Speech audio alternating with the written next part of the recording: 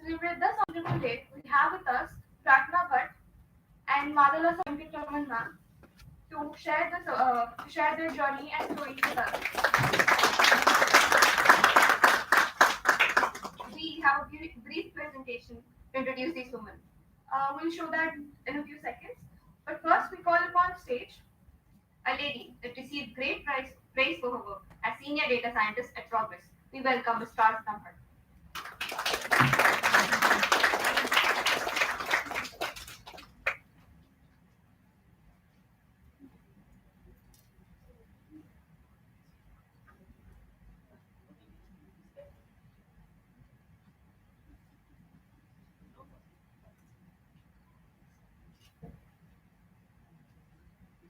Now here we have Vadala Venkatraman, who achieved great heights at Oracle. We welcome her on stage to give her speech. She's currently the director at Oracle, so yeah.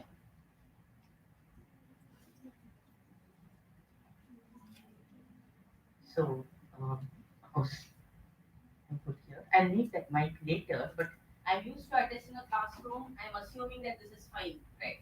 I don't need a mic. Thank you. So, well, all that apart, right? And that's just incidental. So today's title is International Women's Day Women in Data Science, right? So the question was whether I should focus on the women part or the data science part. And then I realized that being a woman is incidental, right? So we'll focus more on the data science part. It comes with its own unique challenges because of gender and all that. But as we go on, maybe we'll talk about some of that, or maybe we won't. Depends on how the discussion goes. Right? But before everything, I want to tap.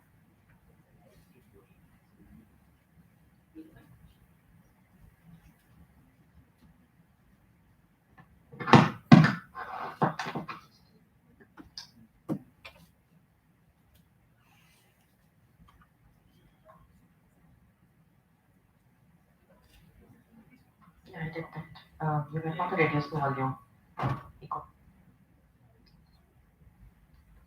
Okay. Is it better? I'm assuming it doesn't make much of a difference, right? At least for the live stream.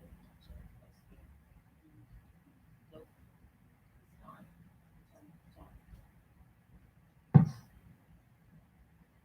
Hello? Um,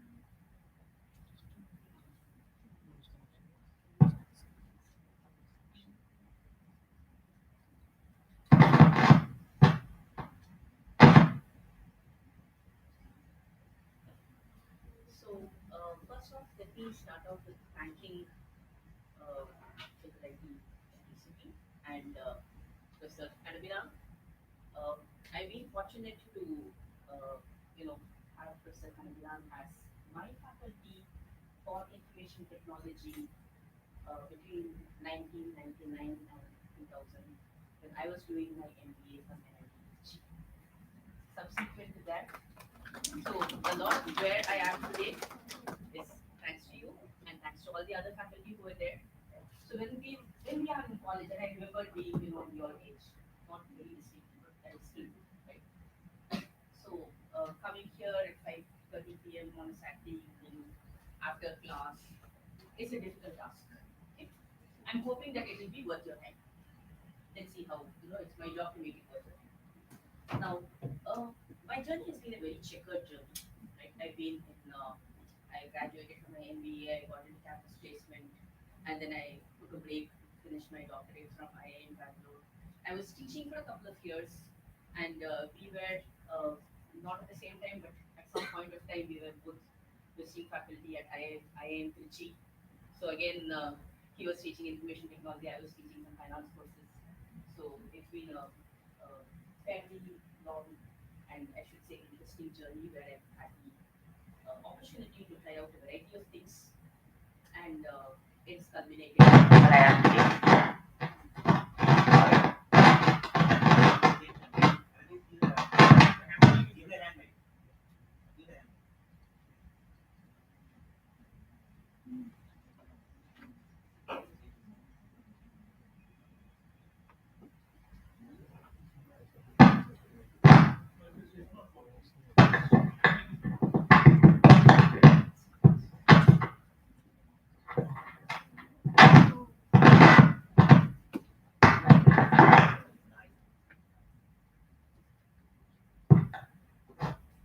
Okay, I'm assuming this is better. Makes me feel like a rock star. Okay, so today's presentation is going to focus on uh, where we can make a mark in data science going forward. Okay, so this is what I would call a forward-looking presentation, and hopefully in the next 3 to 5 years, when you look at this presentation, it will help you decide where you want to be, where you want to contribute, and it will help understand the playground of data science and where you can contribute. Okay, so with that, let me start with my presentation.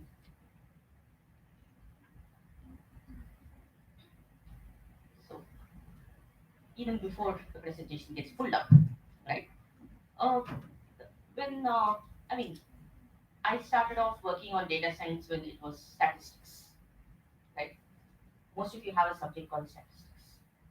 So they basically teach you a couple of things. They teach you mean, median, mode, how to fit linear regression, something called least squares estimation, and a whole bunch of other things. And then they teach you one more subject called optimization. If you're lucky, you have nice instructors, so you fall in love with the subject. If you're not, you struggle through the textbook and then you figure out how to get the answer and pass the exam.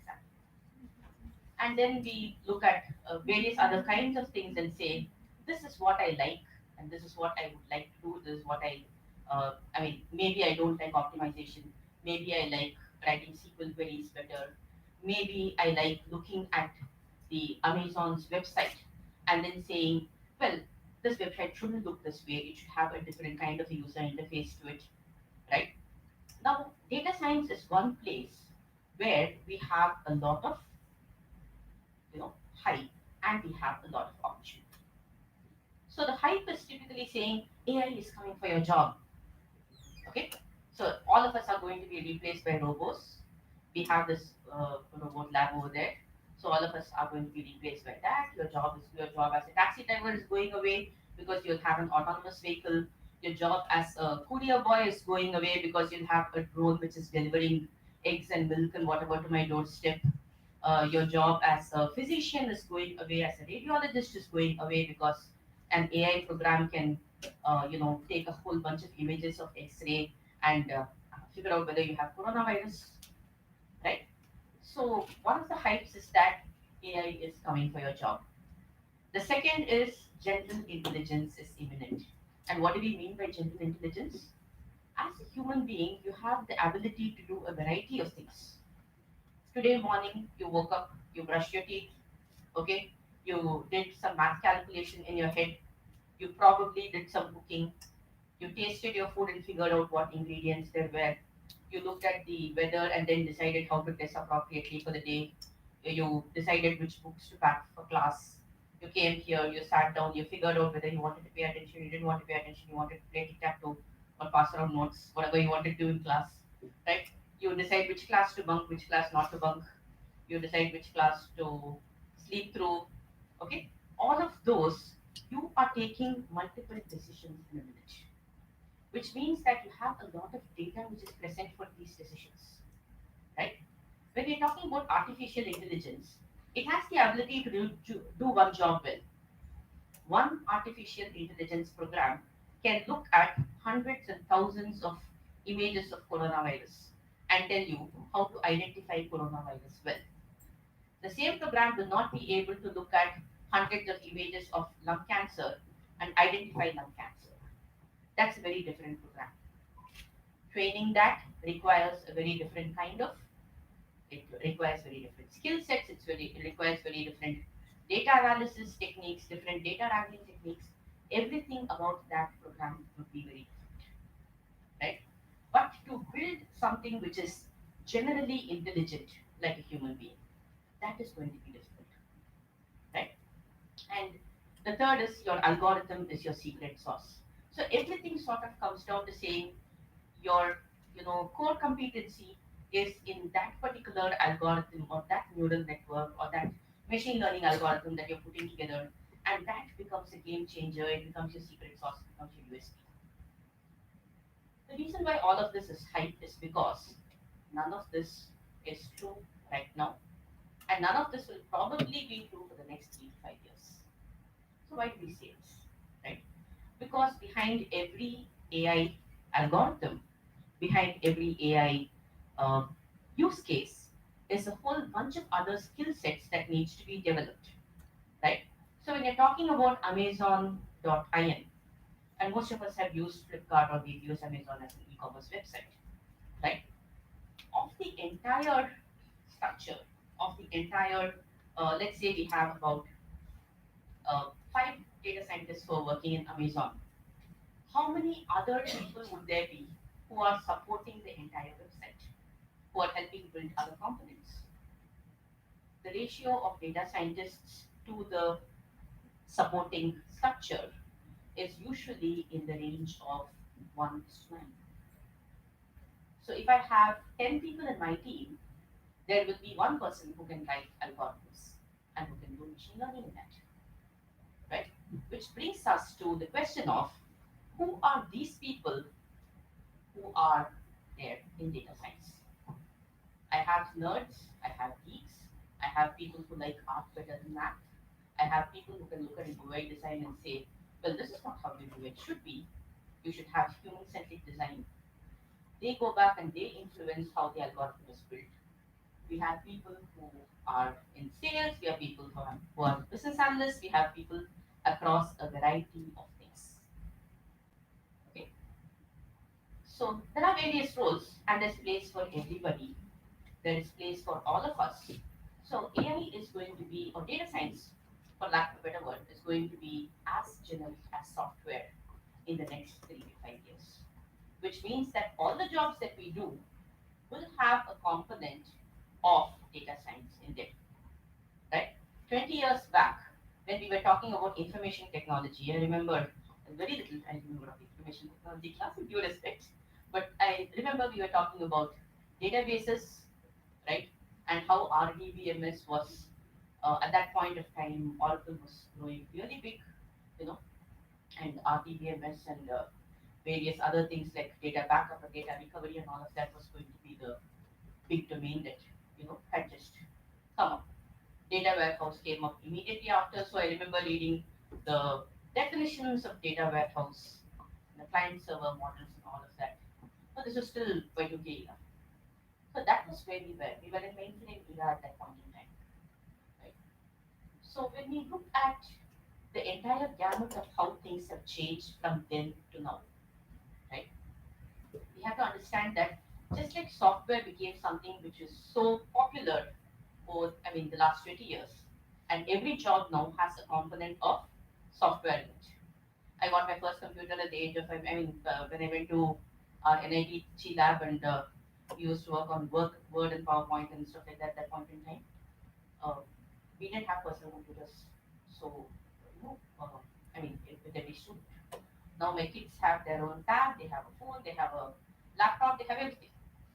So data science is going to be something which becomes all pervasive, and each one of these roles is going to have some kind of data science component to what you're doing. So when I'm talking about all of this, I will also talk about this from a product perspective, saying, uh, and I'm in charge of building a CDP product, a customer data platform kind of product. I'll explain a little bit about that. I'll explain a little bit about the other products that I have built in healthcare and in electricity earlier. And I will try to link it up to what we've been doing over there. So the first thing you have is the data analyst roles. Data comes in various forms, structured data, unstructured data. You would have read textbook descriptions of structured data and unstructured data. You have pictures, you have video. So for an example, right? Most of you, I'm assuming you receive campaign emails from. You have a phone, okay? You receive any emails, marketing emails from emails or SMS from anyone? Tell me a company you receive it from. Swiggy, Amazon, right? So Swiggy sends you an email, right? When Swiggy sends you an email, they have multiple components which go into that email. So they have, what's your name, ma'am? Whoever said Swiggy? Somebody said Swiggy, put your hand up. Yeah, what's your name? Soumya. So Soumya basically said she gets emails from Swiggy, so Soumya gets emails from Swiggy. It comes saying, dear Soumya, the last time you tried Swiggy, for your favorite cuisine is probably, what do you say, butter naan and paneer butter masala. Let me say, okay, last time you tried North Indian cuisine, it's been 3 weeks since you ordered with us. We have a 30% off from your favorite restaurant. Please order today. Okay, and then it has this very enticing picture of food which is over there. So when this email is sent out, there is a machine learning algorithm running behind it, and that machine learning algorithm is created by people in my team who will basically look at you know Soumya's profile, segment her and say, well, this person seems to be somebody who orders every 3 weeks once or 4 weeks once, right? And her favorite is North Indian food. Normally, she buys when there's a 20% discount which is offered, and her portion size is for 5 people. So maybe it's a it. I mean, if I know where I'm delivering the food, I'm delivering the food to your hostel. I know that it's a student population or it's a small family. If I order food for 4 people, I know it's a small family. I order food for 20 people, I know it's a house party. Friday evening, I know it's a house party, right? And then I also know that when she likes, when she orders her favorite food, she likes to order gajar ka halwa. And then the photo that I pick out and I send to her will be something which is appropriate for that. So I run through a whole bunch of things which are called A/B tests. I will send her two different campaigns. I will see which one she responds to. Has she opened this campaign? Has she clicked on it? Has she bought it? Right? And all that data flows back to me.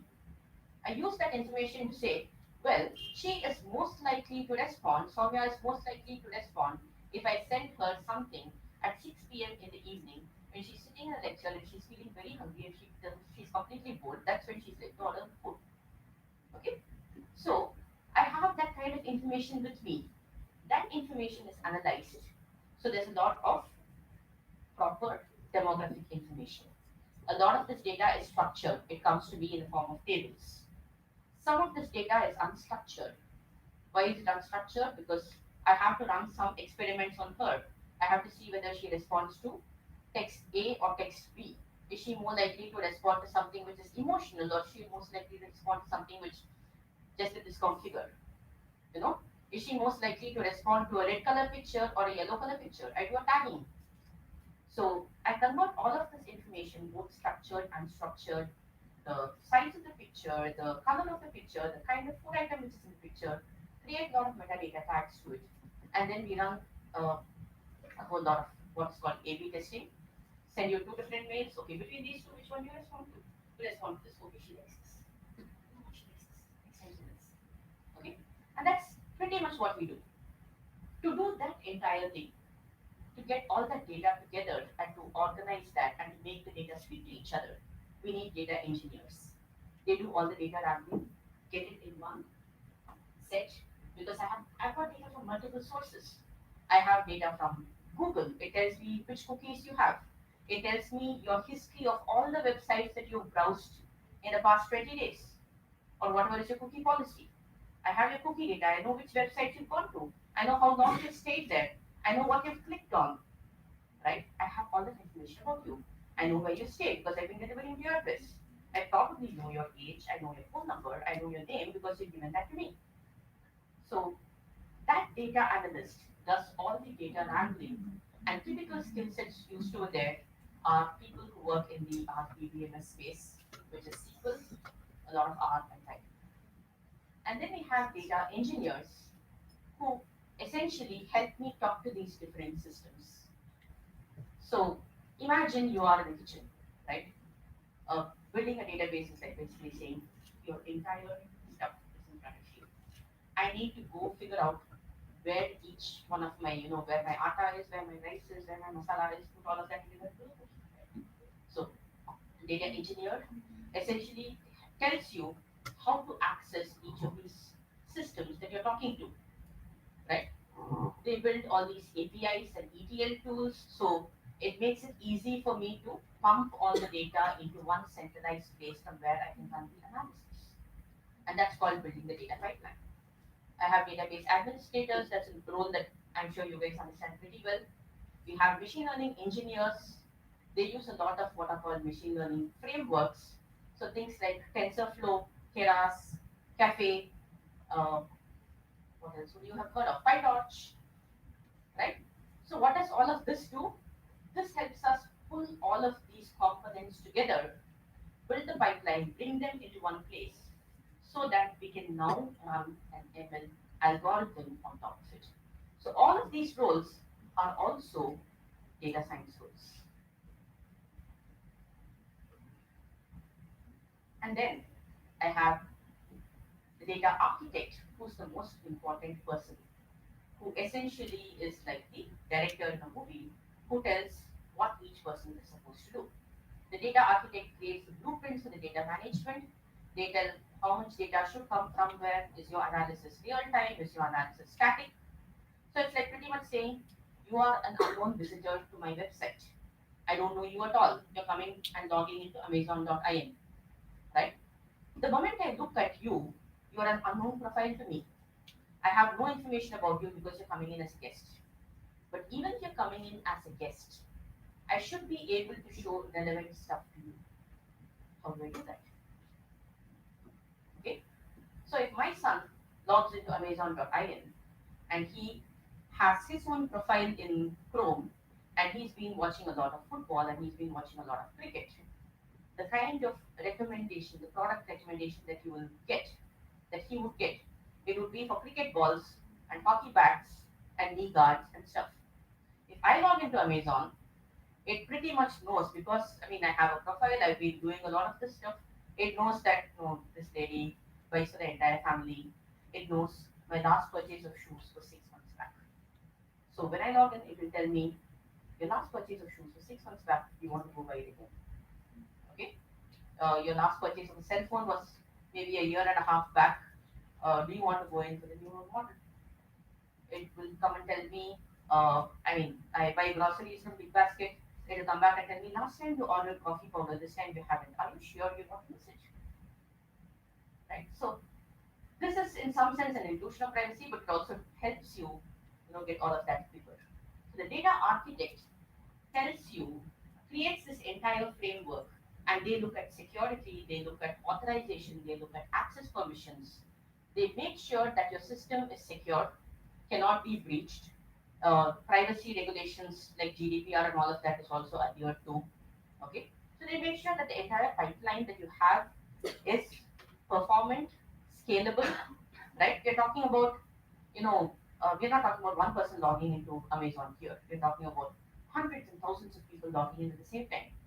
And every person needs to have a response time of probably less than, maybe, you could have something like 50 milliseconds. And the first thing should start coming up within half a second. So those are kinds of attributes that the data architect will set for the features. The data scientist and the data scientist, the person who runs the algorithms, they figure out which algorithm you're actually going to run. Are you going to run the recommender? Are you going to run the image processing algorithm?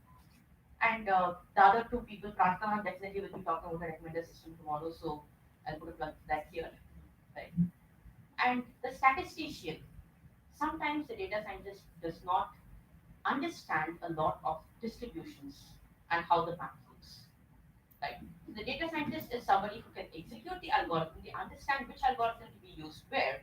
But if you have a different kind of a distribution, I have an extreme value distribution, the data scientist probably will not know what to plug in over there. So a statistician will come in there and they will probably give you more information about what to do with this particular set of data where there's a different distribution, right? So statisticians are people who understand the math behind the data science. And then obviously you have data analytics manager, people like me who do a lot of people management. I set targets for people. I make sure that things are going the way they are supposed to go. I break down tasks. I drive people mad and do all of that. Right. So in a product deployment environment. There are multiple things, tools and technologies. Quick time check.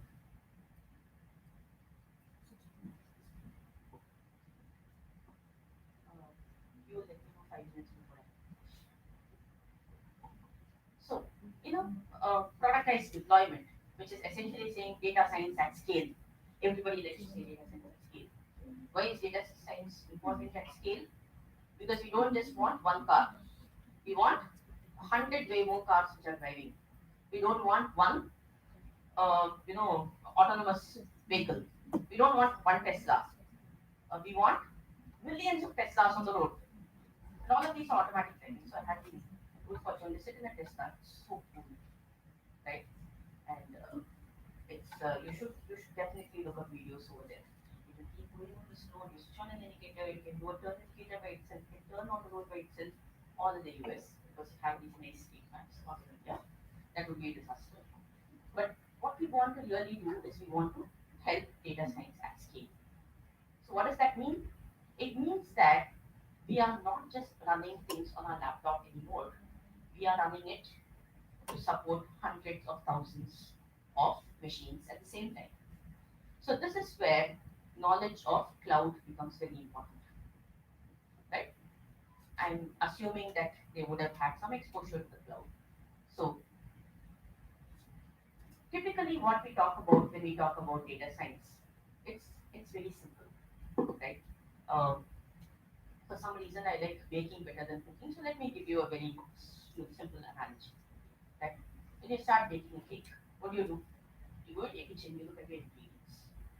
You grab all the ingredients, so flour, butter, sugar, maybe eggs, put all of that together. Then you have a certain process, and then you come up with a recipe, and the recipe becomes cake. Very simple. The input things that you need to put into the cake. What are the things that you need to actually put into that cake or into that cookie, right? We have to figure out what the 4 or 5 important things are. That is what is called feature engineering. Okay. So feature engineering is identifying those components or those variables or those attributes, by whatever name you can't call it, in the data set which are relevant for us to get into the mix. The next one is I put all of them together. I verify, whether things are the same. So last time I used 2 eggs. Those were brown organic eggs. My cake came out fluffy. This time I used 2 white eggs bought from a hatchery. They were probably not fluffy enough. So then I go back and identify which component leads to what outcome. Change it, right?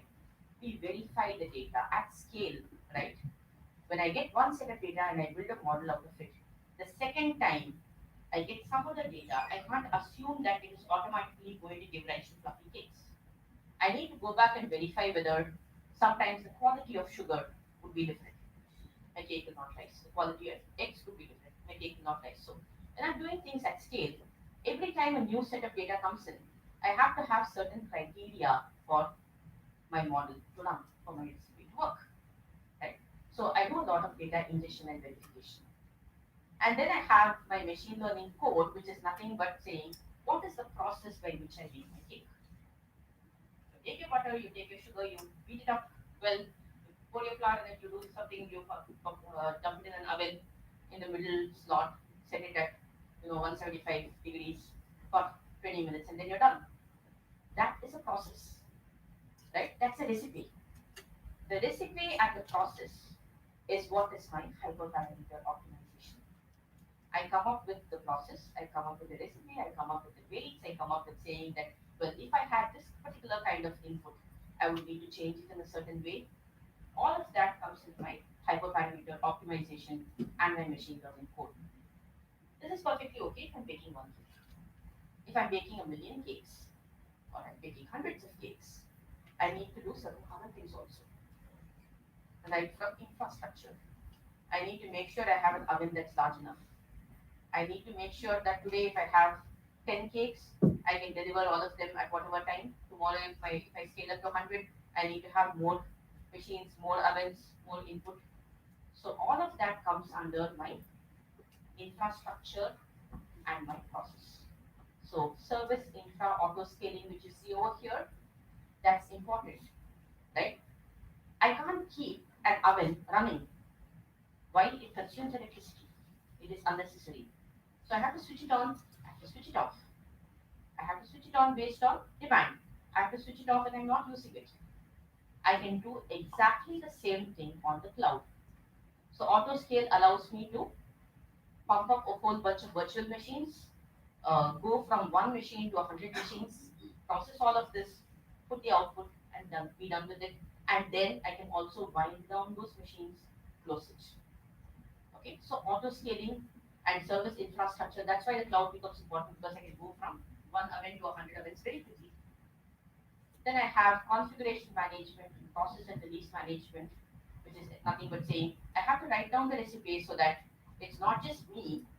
I have to break it down into tasks so that everybody who's in that chain, one person can only look at data quality, one person can only look at algorithm, one person can only look at taking the cake out and putting it in, one person can only look at infrastructure. So all of this, breaking it down into components and making sure that the entire release happens seamlessly is what is my process and release management. And I have to change it for each kind of cake. If I'm making chocolate cake, my inputs change. If I'm making raisin cake, something else changes.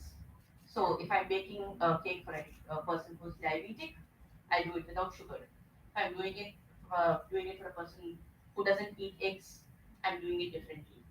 So that customization comes under this thing which is called configuration management. So all of this is necessary for me when I want to run a kind of machine learning model at scale, right? So if I have, say, about 100 customers, all of this has to happen seamlessly. And it's not just the data science or the algorithm component of it. It's like building this entire structure. It's like building a house.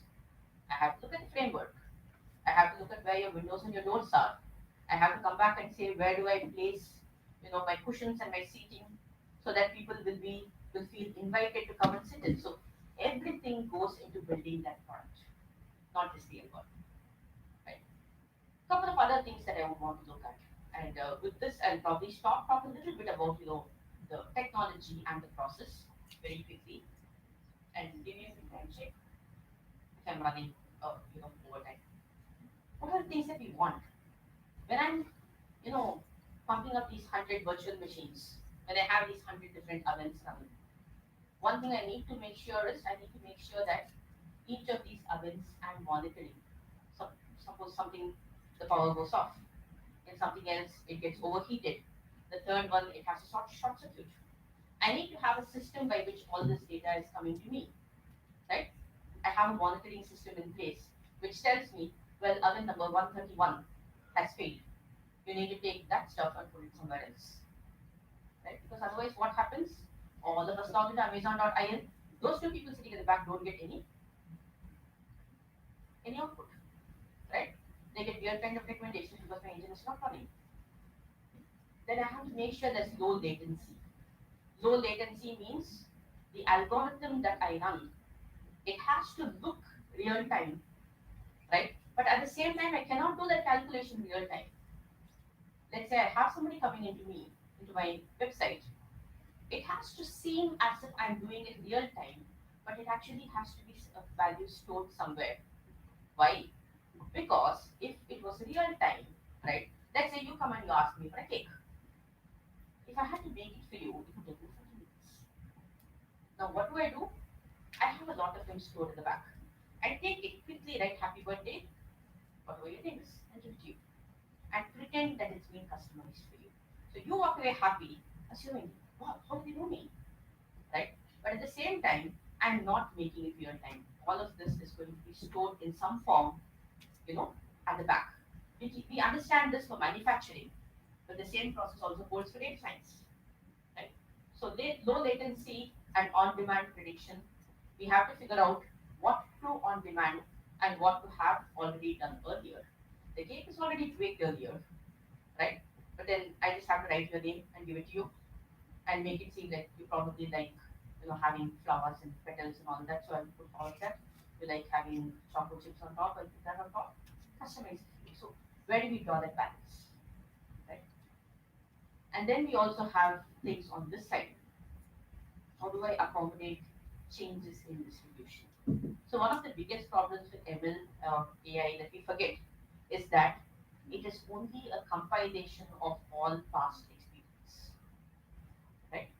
If everybody has come to the end of the road and taken the right, Google Maps will show me the right. Okay? Nobody has taken the left, even though satellite imagery will show there's a road to the left, and nobody has taken the left, it will not show you the left. So, ML algorithms are constrained by whatever data is already there. It cannot create new data. It can create new learnings because somebody else has done something different. I will capture that and say, okay, one person has done something different.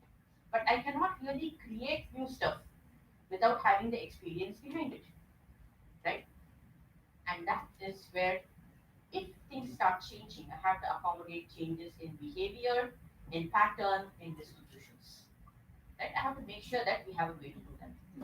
I have to make sure that if bad data comes in, suddenly I find that, how many of you saw this nice experiment where Google Maps showed a road blockage where there was none, right? So some fellow put in 99 mobile phones into a small hand cart. All of them are switched on. All of them are relaying data back to Google Maps. Empty bridge. He's pulling that small hand cart with 99 mobile phones on that bridge. Now what happens? 99 phones are relaying to Google Maps that they are able to move only at a speed of 2 inches an hour, or right, 2 feet an hour. So automatically, Google Maps goes back and shows that area as red or blocked, congested. Whereas actually it's an empty road with somebody who's pulling 99 phones in the hand cart on the road. We are, we have to be, I mean, we have to make sure that that kind of thing does not come back and hit us because that's bad marketing, that's bad publicity, right? So you want to make sure that that kind of data which doesn't conform to the norm is quarantined, pushed back, validated, and we can roll it back to the earlier model without actually having to go forward. And then we have what is called progressive validation, which is nothing but a fancy way of saying, you know what, we don't change our recipe base every time. The last time, I mean, I made a cake, I wrote down a recipe, was probably about 5 years back. That cake is still working fine for me. But what happens as quality of data changes, as things change, I need to figure out how often do I want to update that recipe, right? So I need to figure out how often do I want to train my model in very simple terms. The training part is different from the scoring part. The training part is where I write down the recipe. The scoring part is where I make the cake, right? So how often do I want to go back and change my recipe? That's the question I have to ask myself. If I do it only once in 5 years, probably a whole lot of new tastes I'm not going to incorporate. But if I do it every day, I will never be able to manufacture efficiently. Right? So that's a balance that I have to strike. Okay, so very quickly, I'll talk about technology. Okay. Very quickly, I'll talk about technology. A lot of you would have, I mean, when you go back to all the tools and techniques that were used and where all people in data science, you know, touch the data science products, you will realize that a lot of this makes a lot of sense. The first thing is you want a SQL or an RDBMS, MySQL, Oracle database kind of a standard RDBMS knowledge. That is essential because even now, even with all the unstructured data that we're talking about, anywhere from 60 to 90% of the data is still structured, right? And the closer you go to the model, the more structured your data is. I mean, there's a whole bunch of people in Mumbai, probably about 200 seats of people who are doing nothing but tagging pictures for neural networks. So I have a friend who runs a team for Accenture Mumbai. All they're doing is they're looking at pictures on the internet and tagging them as these are, offensive and these are not offensive. For example, baby being nude is not offensive, right? Woman who's doing a self-examination, breast self-examination, it is not offensive. Medical imagery, which talks about private parts, is not offensive, right? But other kinds of imagery which is pornographic in nature is clearly offensive. So this tagging is done for a company like NetNanny. NetNanny is something which actually puts a filter between the child and the internet. So it only shows you child safe things, right? So neural networks are extremely, you know, resource intensive that way because they need to be tagged. They are all supervised learning algorithms, right? They actually have, I mean, I have to tag each picture. This is offensive, this is not offensive, this is offensive, this is not offensive, this is offensive, this is not offensive, and then show you a picture. What about this? And then you'll say, not offensive. So that is how a neural network works, right? So the tagging which is there for neural nets is a huge process, right? And even this tag is converted into a SQL based RDBMS based data. It is not unstructured data. It is a picture with a certain pixel, but it's still going to be structured data. So the closer you get to the model, the more structured is your data. Your unstructured data is only when the data feed comes in. It is converted subsequently to more and more levels of structured data before you can run the machine learning algorithm on top of it. Right? The next thing you need is things which are called NoSQL, MongoDB kind of things, which do Elasticsearch, which don't do a traditional RDBMS search, but which do more of a fuzzy match kind of search, graph uh, theory for people who are familiar with that concept. Right? This is a graph search algorithm or an Elasticsearch algorithm. Then you need the knowledge of big data systems. So there's a huge world of the Apache world, which is your Apache Hadoop, and then on top of that you have Apache Hive, you have Scoop, Uzi, you have Mahot, you have a whole bunch of things. I mean, like you just they'll kill you with terminology, right? But you need to know at least one big data system. You could choose to know Hadoop, or you could choose to know Cassandra, right? And then you need to know one programming language, right? Typically, Python is the version of choice nowadays. So most of us know Python. We know SAS, we know R. We can choose to learn Golang because it's a very powerful tool, right? It's a lot of Google's work is done in Golang. We can choose to learn Julia. And then we have what are called IDEs. IDEs are exactly integrated development environments. So what way are they better than doing your Python on the bash shell? Essentially, they give you inbuilt libraries. You can access all of that. So you probably already know Eclipse for Java, Anaconda, Spider, a whole bunch of other IDEs are there. I just put in Anaconda because that's one I think I'm most familiar with. So there. And then you have a whole lot of workflow systems. Workflow systems are, when we're talking about different kinds of database and NoSQL, and we're talking about different layers of data. There's a specific term which is called data affiliation, right? Data affiliation is saying when I get into the data, I need to know where my data is stored. If you put me in a new kitchen, right, I can cook in my kitchen. If you put me in somebody else's kitchen, do you think I'll be able to go there and cook? Very rarely will people feel comfortable. Why? Because the Horlicks jar will have salt in it. Okay? All your mothers do that, right? A jar named Horlicks, it will have salt in it. Another jar named coffee, it will have chili powder in it. So you can actually not go with the labeling. Same thing happens in data sets. So affiliation is a way for me to say where do I go and search for what. As simple as that. So when I'm pulling in data from different sources, I'm pulling something from Hive, which is a RDBMS like SQL like database. I'm pulling in something from Hadoop. I can't do a query on Hadoop. It's a file system, it's a flat file system, right? I have to do a different kind of a map reduce algorithm. I need a workflow system which will actually go back and tell me where do I put what data from. So some workflow system usually sits on top of these aggregated data and says, okay, you asked for this particular column, you asked me for chili powder, you go to that Horlicks bottle, open it, and that will have chili powder. Boss. My workflow system takes care. It's like nothing but having a set of written instructions which says what size to it. Algorithms, that's I leave it to your instructors. They'll anyway teach you about that, and that's where we spend a lot of time in college, so I don't want to spend time over there. Okay. Cloud essential because a lot of the work when you pass out of college, a lot of stuff is going to happen on the cloud.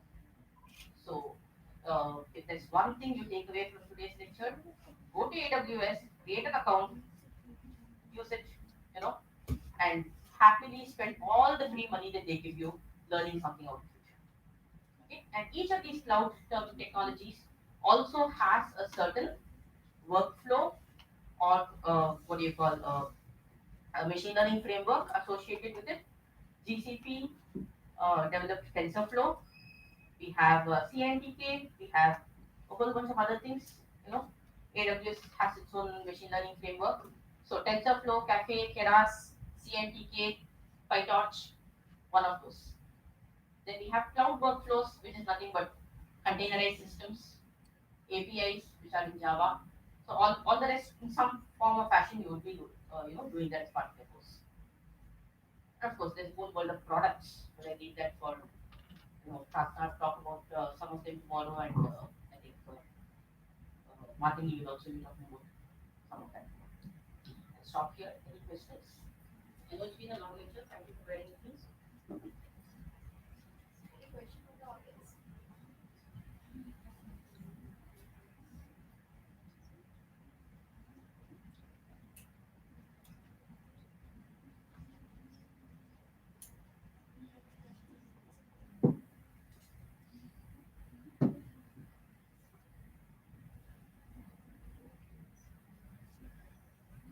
So good. So either you understood everything or you understood nothing, and both ways I'm happy. So if you have anything which you want to talk, just feel free to talk to me. Thank you. Thank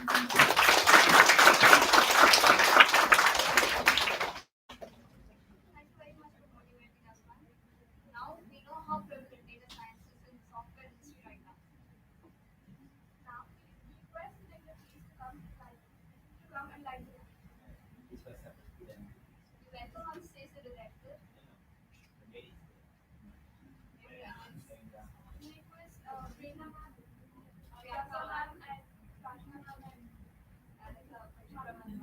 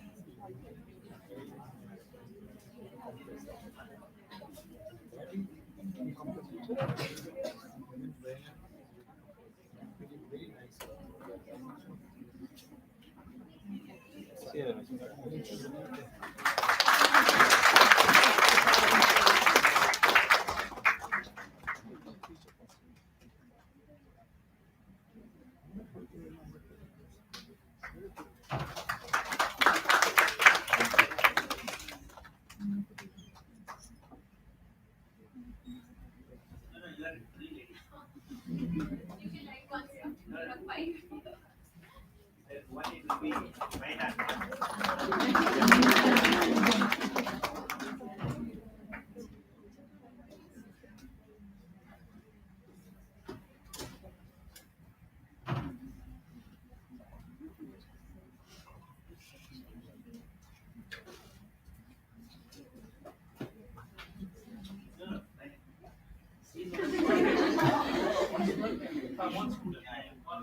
But quoting.